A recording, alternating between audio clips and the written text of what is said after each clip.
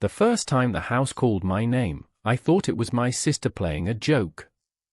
We'd been exploring the newly opened museum, running from exhibit to exhibit like kids released into a candy store. It was an old mansion, converted into a series of rooms with artifacts and artworks that told the history of our town. My sister Emily's eyes were shining with excitement as we crept past the velvet ropes, making sure no one was watching.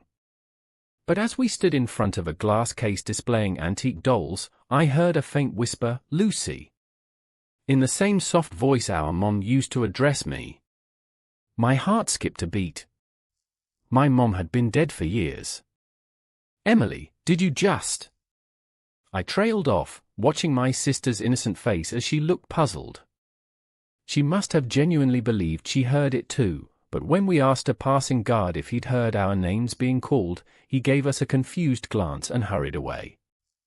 As the sun began to set, Emily and I reluctantly parted ways, each of us promised to meet the next day. Little did I know, that's when the real changes began. I returned to the museum the next morning to examine the exhibit we'd left the most curious about, a sprawling diorama of our town's history. At first glance, it looked the same, but my eyes caught something off. The wooden buildings seemed shifted by a few inches, their positions almost imperceptibly changed. I pushed aside the feeling of unease and started taking notes. I couldn't be the only one to notice this, whatever this was. Over the next few visits, the shifts became more apparent, like someone had rearranged the scene while I wasn't looking. But each time I confronted the museum staff, they seemed baffled by the discrepancies. They'd inspect the diorama, pat it, and reassure me that everything was fine, which only made me more uneasy. What was going on? One evening, during a security shift change, I stayed behind to observe. I hid behind a nearby exhibit, watching as security guards went about their routine with practiced nonchalance.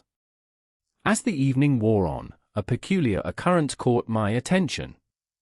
The security camera near the diorama seemed to flicker, its red light blinking like a heartbeat, and then the view went dark. For a few brief, panicked moments, I considered fleeing, but that flicker had seemed almost voluntary. Was the camera being intentionally turned off?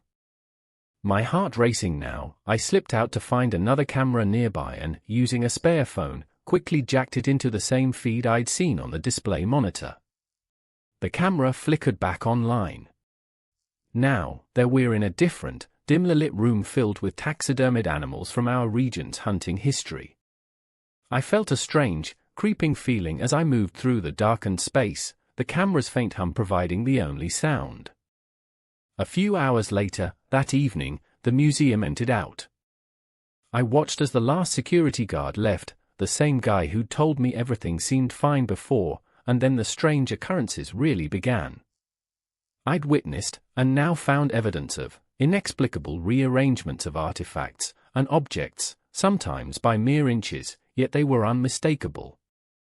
My eye scanned the deserted hallways until, one more time, the exhibit I was so drawn to, our diorama, looked at me in a different way. It had changed once more, but this time something about the new arrangement seemed deliberate.